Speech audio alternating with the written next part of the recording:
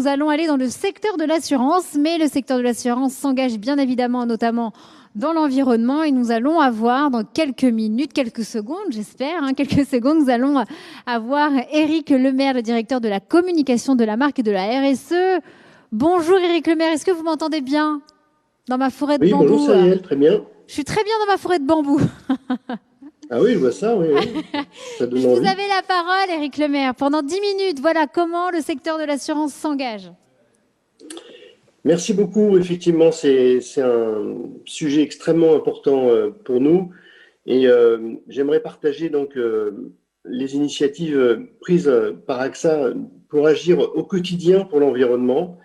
C'est une conviction qui est très forte chez AXA depuis très longtemps. Nous pensons que nous devons nous engager, mais surtout essayer de placer cet engagement au cœur réellement de nos priorités. Et c'est ce qui a été dit ce matin d'ailleurs devant les investisseurs, puisque le groupe présentait son plan à 3 ans. Et l'une des 5 priorités stratégiques a été l'environnement et la transition climatique. Donc c'est vraiment quelque chose d'extrêmement prégnant chez nous. Vous le savez, bien évidemment, aujourd'hui, on est notamment, nous, plus impressionnés, plus touchés par les catastrophes naturelles. 6 Français sur 10, d'ailleurs, ont déjà été concernés par une catastrophe naturelle. Et puis, vous le savez, ces 20 dernières années, c'est une fréquence d'événements climatiques très grave, multipliée par 4 par rapport aux décennies précédentes. Donc, tout ça est inquiétant. Ce n'est pas la seule chose, bien évidemment, mais c'est un sujet sur lequel, bien évidemment, nous travaillons, tous les assureurs d'ailleurs, parce que c'est inquiétant, il faut trouver des solutions. Face à ce constat, notre responsabilité collective, et j'entends toutes ces belles présentations, très efficaces, je trouve, avec beaucoup d'énergie, de conviction, il n'y a qu'une seule chose à faire, c'est d'agir.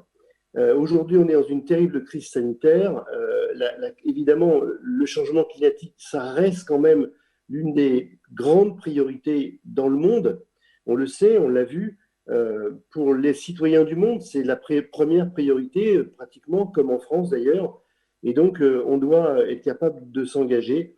AXA, on le fait depuis de nombreuses années et on le fait de 3 façons différentes. On peut le faire en tant qu'investisseur, pour nous directement, l'argent qu'on investit, et puis proposer à nos clients des offres responsables. On le fait en tant qu'assureur, et puis bien sûr, on doit le faire en tant qu'entreprise, nous-mêmes.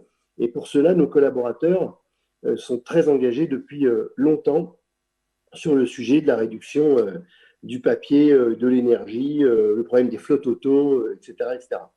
Alors, d'abord, en tant qu'investisseur, en 2015, AXA a annoncé se désengager progressivement du charbon, et ça a été une décision qui a inspiré beaucoup d'autres grandes entreprises. Et on a, depuis ce moment-là, depuis 2015, toujours continué dans cette voie.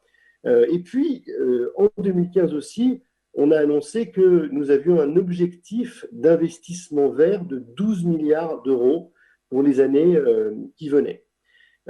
En 2019, on a confirmé tous ces engagements et on a indiqué que nous allions limiter notre potentiel de réchauffement de nos investissements à 1,5 degré d'ici 2050. C'est un travail considérable. Les équipes d'AXA sont très engagées sur ce travail. Mais aussi, on a annoncé en 2019 le doublement de l'objectif d'investissement vert à 24 milliards d'euros en 2023. Donc là-dessus, tout le monde aussi est très, très engagé.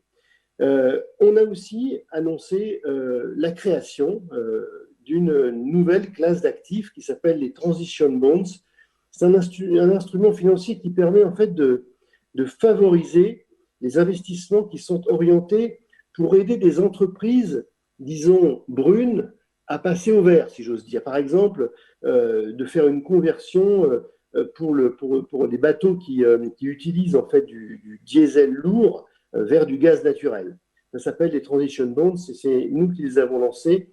Nous en sommes très fiers.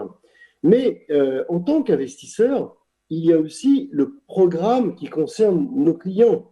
On voit en permanence dans la presse les Français, dans le monde entier c'est la même chose, ont besoin de plus de sens pour leur épargne et nous avons créé des offres labellisées épargne citoyenne.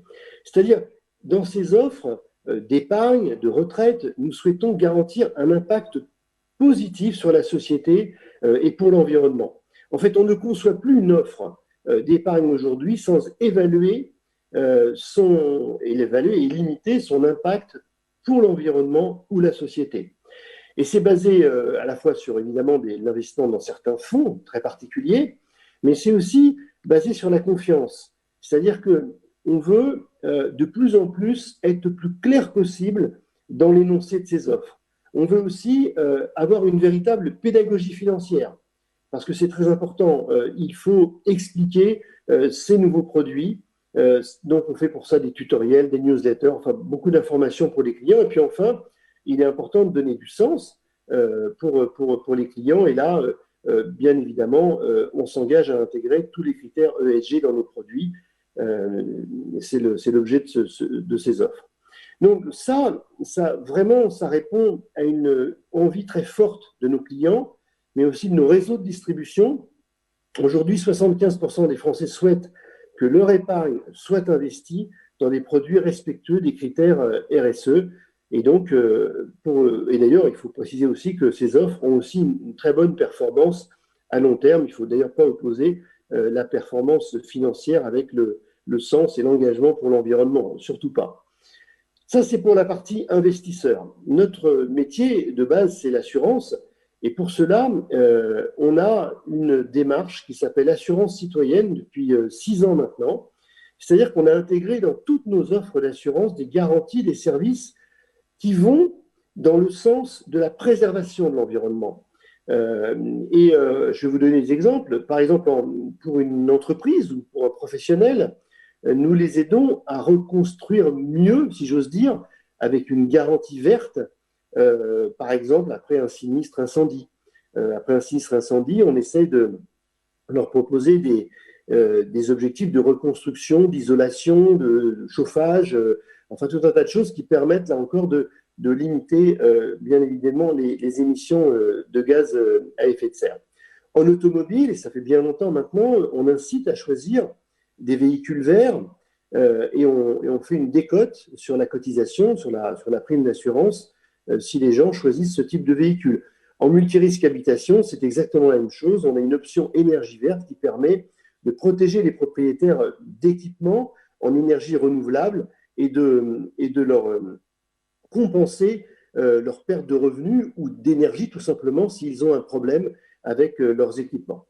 Voilà, donc on a essayé là encore de faire en sorte que l'on intègre directement dans l'assurance, dans le cœur de la machine, si j'ose dire, ce qui est le respect de l'environnement au maximum. Et puis enfin, bien sûr, nous sommes une grande entreprise et nous avons un impact environnemental, forcément, comme tout le monde. On aimerait aller jusqu'à la neutralité carbone, bien sûr, et pour ça, il faut faire beaucoup de choses, et c'est engagé depuis de nombreuses années. D'ailleurs, la première direction développement durable, elle a été créée en 2000 chez AXA. Alors, on a des objectifs très ambitieux, par exemple chez AXA France, en 8 ans, on a fait baisser de 42% nos émissions de CO2. Donc, c'est très important, et je pense que tout le monde s'y est mis. 92% de nos sites fonctionnent à l'énergie renouvelable, et puis nous avons vraiment des collaborateurs qui sont très engagés pour cela.